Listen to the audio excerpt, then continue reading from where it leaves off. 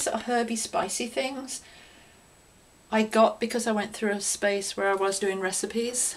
But in honesty, I'm not patient enough to do the recipes. I can't be bothered. Somebody else does them. I'm quite happy to eat them. So do you make up teas then with the mushroom? With the mushrooms? No, the mushrooms tend to go into puddings or smoothies. Yeah. These ones, which I got from Kate, there I tend to do teas with these. Oh yeah.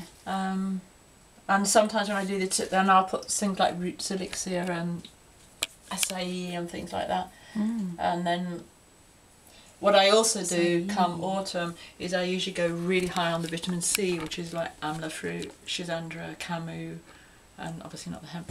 But I will really stoke up on the vitamin C for sure. So yeah. And how? When was the last time that you were sick? Sick? You mean ill sick? Oh. I don't know. A while ago. No, I don't do sick. Decades? Yeah, I'm just trying to think even when... I mean, I don't do colds. Don't believe in those. Sick. The last time I was physically sick was when I did a Zappa course. And I was doing the Zappa and a lot of super... And the MMS, was yes, that one? Yeah. And there was one day I just suddenly thought, oh my God, and yeah, I was just physically sick, and I'm just so unused to that. It felt kind of scary because I thought I'm not a sicky person. But somehow my body was releasing something, and I think it was the Zappa more than the MMS. And but ill sick, no, I don't do that, and I'm very intolerant if my body's not feeling absolutely vibrant and alive. So before you were more into living foods, did you get sick more often? Did you have the kind of seasonal No, in honesty, colds and I don't think it's about living foods. I think it's about whole foods. Yeah. And I can honestly say that, you know, whether it be macrobiotics or whether it's this, I think it's really a case of limiting your foods, and I think it's as many sort of lecturers will say, it's more about what you don't eat rather than what you do eat. So in honesty, no, I'm not saying that in order to get 100% well and healthy you have to go live foods. I don't believe that. I think you can do it on going into conscious whole food eating. Whether you cook some of that or not is neither here nor there in my experience. But you know, I know some people are different for that, and I don't really rate the really high fruit either. Because I started that way, and I took the natural hygiene route and all the rest of it, and I was really gung-ho enthused. But after a period of time, my body started to feel depleted, and I thought, I think it's too high sugar. So maybe not mineral rich enough. It's definitely not mineral rich.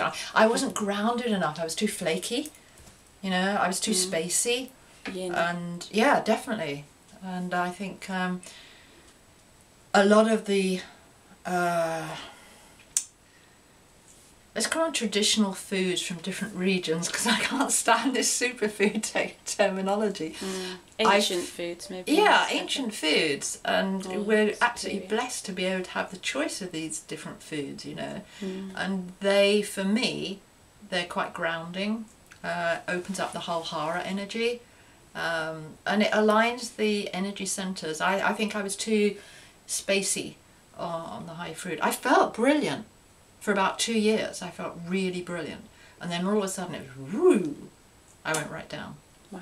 And I think some people can't sustain the fruit for that long, but I'm a fairly fiery personality, so I was really riding high on high fruit, but then all of a sudden it was whoa, and I really realised that I needed to come back. Ground a bit, maybe. Definitely ground a bit. Barefoot walking as well. I'm really into barefoot walking. Oh, great. Even in the winter I walk on the beach in the snow barefoot. Really? Yes. Wow, you must have very hard feet. They're not hardy, okay. Sorry, not hard. But I really feel that barefoot walking is so important. And I've even got one of those barefoot mat things under the computer. Did you get one? Yeah. Yeah? Yeah. I got one on my bed. Oh, you got it on your bed. I've never done that. So Yeah. you got an actual sheet? Yes. Yeah. Cool. Yeah. So what do you have in terms of oils and things as well? And you have juice every morning, don't you? Yeah. Usually I see you've got celery temperature and cucumber is the basis of all of them. What's that, sorry? Celery and cucumber is the basis of all of them. Mm. And then I will add, and I don't do greens in the summer very much, not as juices. I'll tend to just eat them, but in the winter I'll do more green juices. But I'm not austere enough to just be able to take green juice without any sort of sweetener to just edge it off. So even if it's one carrot is enough, or an apple or something like that is enough. But I find just greens as a juice, I tend to almost makes me feel a bit nauseous. Really? So, yeah. Ah, so how much juice do you make in the morning? Is this your juice over here? Yeah, afraid so, in the sense that it's not one of the groovy ones that gives me the best nutrition, because I start to notice that the more complex it is to wash, the less I use it. So I've got a quick and fairly easy one, and it's I juice every day. A couple of, what are those things? A couple of litres at least. Mm. So, Liz, you've got sparkly eyes. Yes.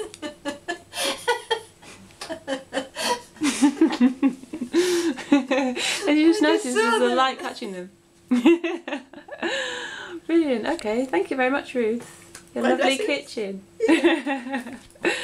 Bye. Bye.